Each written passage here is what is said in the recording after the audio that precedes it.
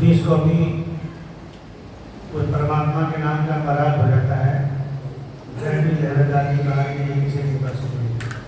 जिसको भी परमात्मा में इज्जत और बैराग महान पुरुषों की शरण में जाने से और उनके ज्ञान विचार सुनने से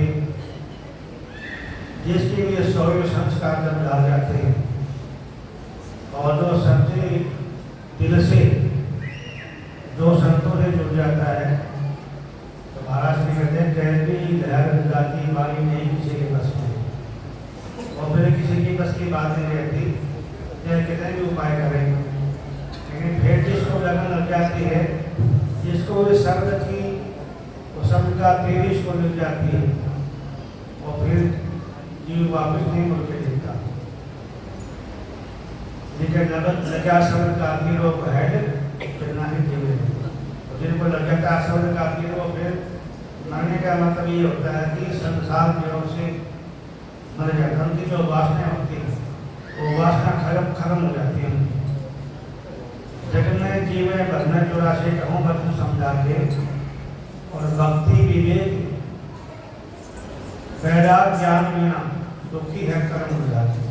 हम दुखी इसलिए हैं कि हम उस विवेक के लिए उस भक्ति के लिए इस संसार में भटकते रहते हैं और ज्ञान के लिए जो है बिना मरे तो जुगनुग भर में कहूँ गर्भवास में आके और चक्षग्नि का सह तरह का सह गौर बना वो चक्षग्नि जो गर्भ की अग्नि है, चक्षग्नि उसको गया है जो जीव 9 महीने माँ के गर्भ में रहता है और कितनी उसमें परेशानी है, कितनी हम 1 मिनट भी कमरे में अगर पंखा बंद कर दिया जाए तो 1 मिनट वहाँ काटना बहुत मुश्किल हो जाता है, कितनी बेचैनी हो जाती है। और वो 9 महीने का दुख जीव कैसे सहन करता है, उसमें गर्माश भी होती है, ना हवा लगती है, ना कोई वहाँ खाने का साधन है, ना हाथ पैर सीधे कर सकते हैं, हाथ पैर मोड़ करके खड़े रहते हैं और मन मूत्र की नाड़ी ऊपर से बहती रहती है और उसमें जीव कैसे तड़पता रहता है।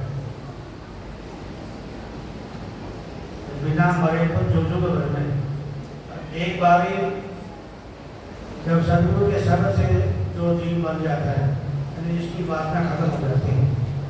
बिना मरे तो जुग भर में गर्भवास आती कि बार बार जीव जो है कितना परेशानी का सामना करना पड़ता है और चक्षग्नि का सह तरह का घोर नरक बन जाता है। घोर नरक के अंदर नरक सबसे बड़ा कुंभ नरक वही है और कोई नरक नहीं है। कोई सोचते हैं एक जगह बनी हो नरक के लिए तो वहाँ मरने के बाद वहाँ जाएंगे, वहाँ जाके नरक भोगेंगे। नरक यही है, चाहे हम पशु की गर्भ के अंदर जाएँ, चाहे माता के गर्भ में जाएँ, कहीं भी जाएँ, जितने दिन तक जीव गर्भ के अंदर रहेगा वो उससे बड़ा तो नरक नहीं होगा। मलमूत्र से हम जितने नफरत करते हैं और वही मलमूत्र हमारे मुंह के ऊपर से बहता रहा करते हैं और कितने नशे बदबू आती है, वो तड़पते रहते हैं। वहाँ कोई चारा नहीं है लेकिन आज निकल के भागते हैं। कहा तो परमात्मा का जब हुक्म होगा तभी बाहर रहेंगे, उसके हुक्म के बगैर बाहर नहीं आएंगे।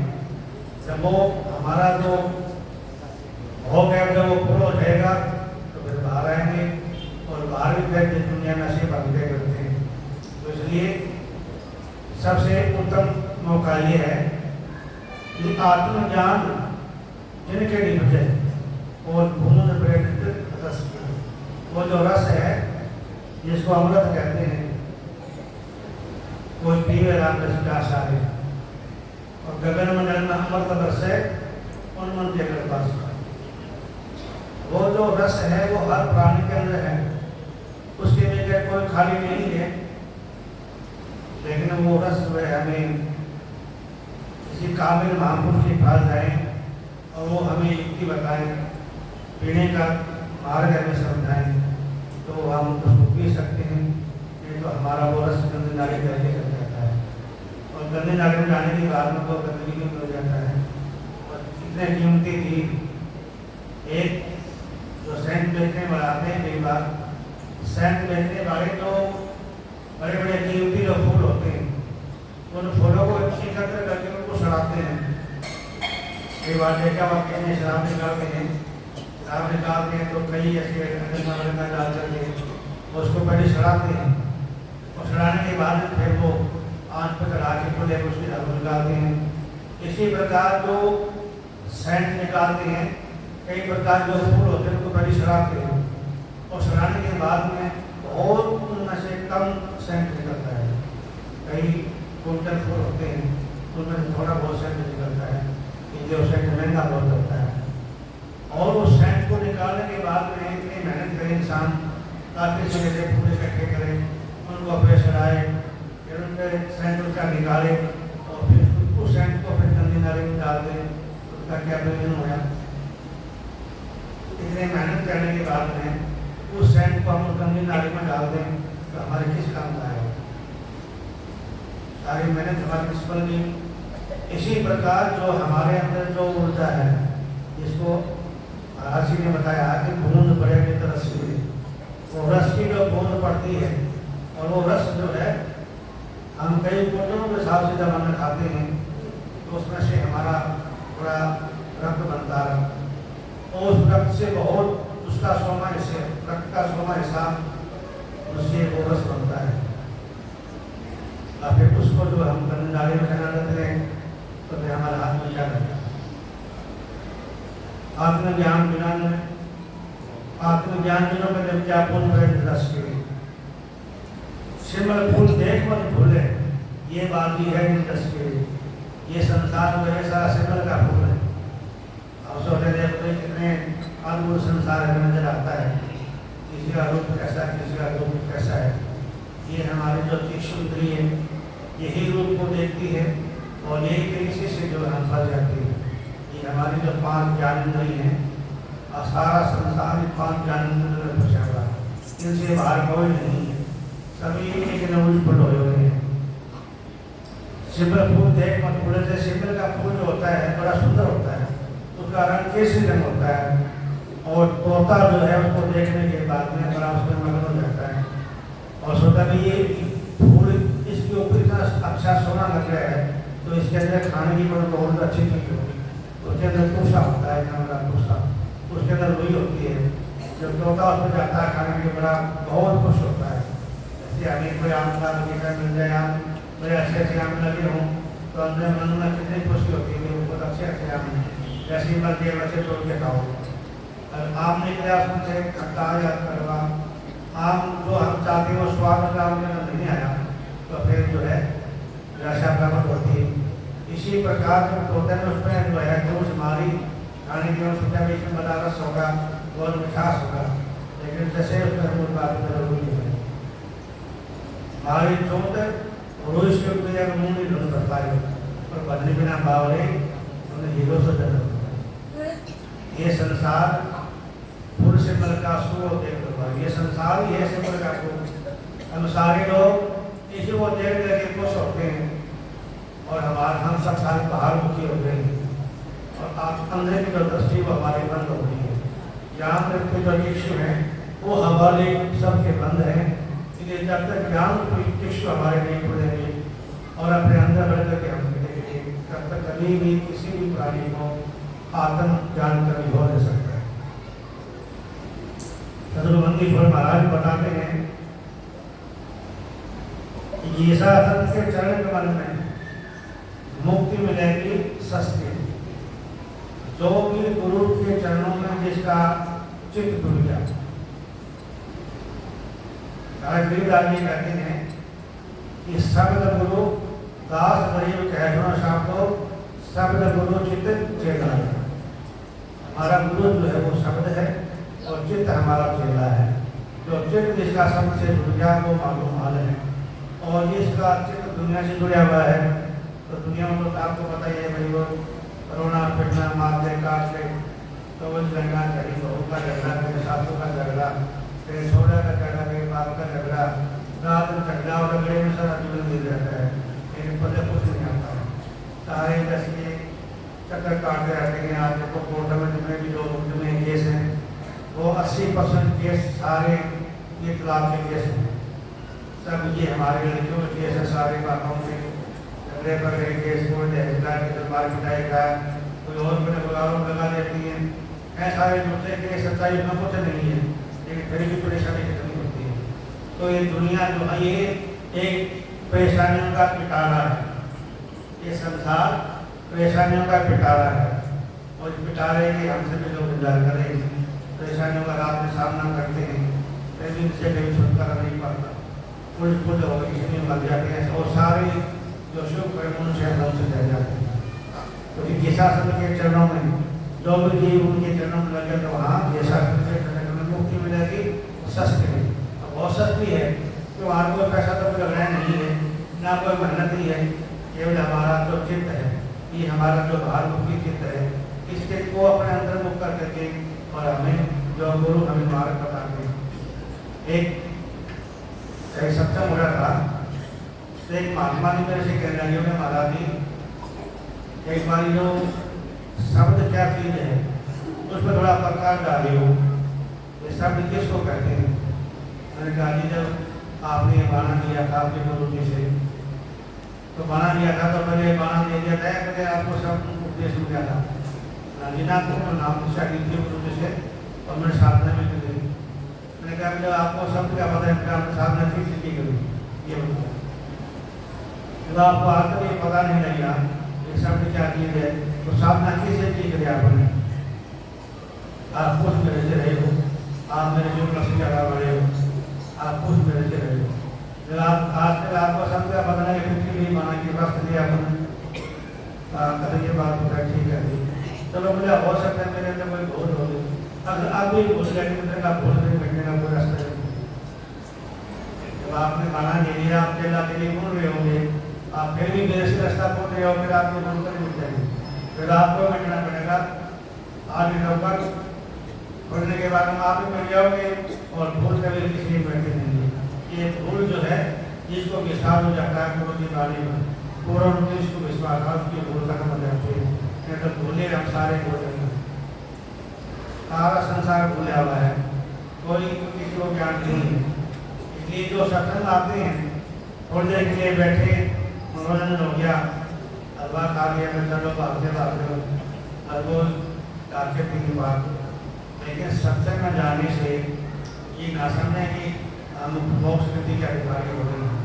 जब तक संतों की वाणी पर अमल नहीं करेंगे और जब तक नाम नहीं जपेंगे, ये मैं नहीं कहता कि दरबार छोड़ दिया आप नाम जपने में लग जाओ, कोई दरबार को कोई बंदा छोड़ सकता है, ऐसे छुट्टी की बात चीज है नहीं। ये माया सी है कि मेरे माया राम की आज्ञा न करी और किसी को समझाने उसको न भांग पड़ी।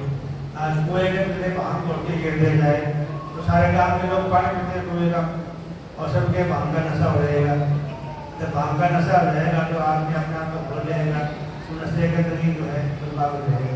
तो इसलिए संसार का भी नशा ये है कि नशे से हर एक आदमी नहीं उभर सकता, लेकिन जितना हो सकता है अपना सत्कर्म करो।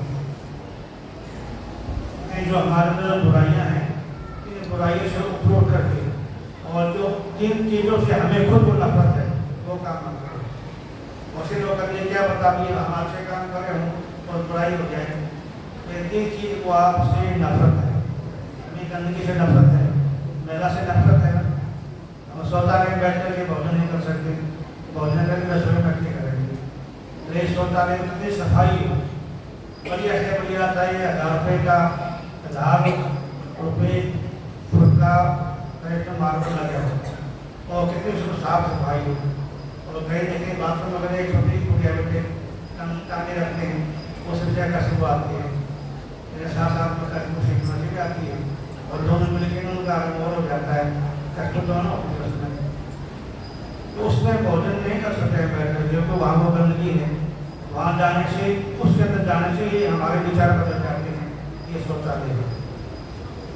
और भले ही हमारे शरीर है कर्ता पक्ष भी हो, उसको हम पवित्र मानेंगे, यहाँ भोजन बनाते हैं, उसे हमें नफरत है।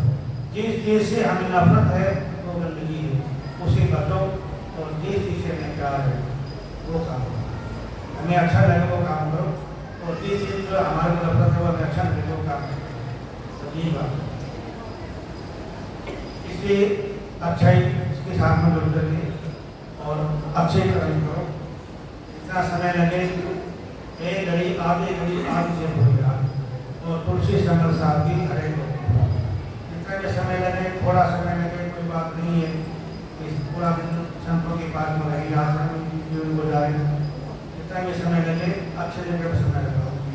और जितने भी समय अंता भी बैठ सकते हो, 1 घड़ी 2 घड़ी 1 घंटा आधा घंटा, जितना भी समय लगे अपना स्मरण समय लगाओ, तो उसी से भी हमारा कल्याण हो सकता है।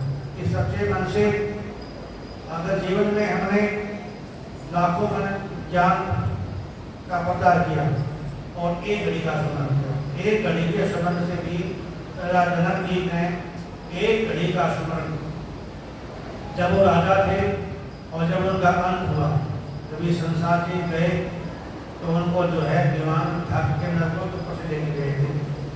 और जब नरकों वाले थे जो है, जो जीव त्रायमान कमाने बड़ा शोर शराबा हो रहा था, वो जो धर्मराज के पासी थे उन्होंने पूछा ये यहाँ शोर शराबा किस चीज़ का है?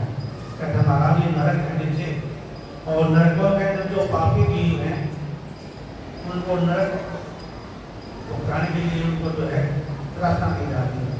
कहते इतना शोर शराबा एक बार तक विमान को नीचे उतारा, विमान को नीचे उतारा, सारे जीव बिल्कुल शांत हो गए, सबको शांति, उनको उन्होंने भजन किया था, उनके पास भजन की पावर था।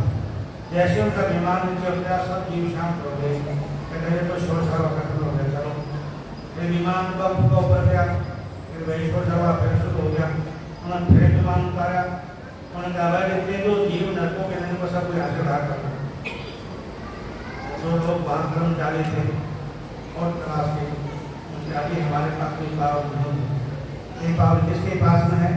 एक पावर धर्मराज के पास में है। धर्म को बुलाओ, धर्मराज को बुलाया कि ऐसे ऐसे राजा जनक जी आए हुए हैं, तो ऐसे कहते धर्मराज मुँह के अंदर चूंकि लेकर के वहाँ हाजिर हो गया कि महाराज लास्ट के लिए तो आ गया हो, बताओ क्या किया महाराज? जितने भी 3 नरकों में इनको रिहा कर दिया जाए। कहते महाराज जब भी हमारा विधान है, आपका वचन हमें श्रद्धाली है, लेकिन हमारा एक विधान है, जो प्राणी जिन्हें सच्चे मन से प्रभु का स्मरण किया हो, अब 1 घड़ी का स्मरण जीवों के पत्नी को दान कर देगा तो हम सारे नरकों जीवों को खाली कर देंगे। जनक जी ने कहा कि धन दादा जनक जी ने स्मरण किया विवेक और 1 घड़ी के स्मरण से पापित रहे अनेक, ऐसा भेद विचार के संतन पकड़े के और नानक स्मरण ही सार है, इसको मत बदलिए। इस सत्संग आने का तात्पर्य यही है कि स्मरण ही सार चीज है, सत्संग यही बात है। इसी बात पर सारे ग्रंथ गीता भागवत पुराण वेद शास्त्र और महात्मा की मार के कल पड़ा की मार के बता रहे हैं, तो इसी एक बात के लिए बता रहे हैं कि स्मरण से ही कभी जब ये नाम याद है, याद याद में याद है, और याद याद में याद है तो आबाद है, होना तो है बर्बाद। इन्हीं शब्दों के साथ में आज का कार्यक्रम अभी समाप्त करेंगे। तो गुरु साहब की आरती भी करनी है और भोग भी लगाना है। बोलो साधु सत साहिब।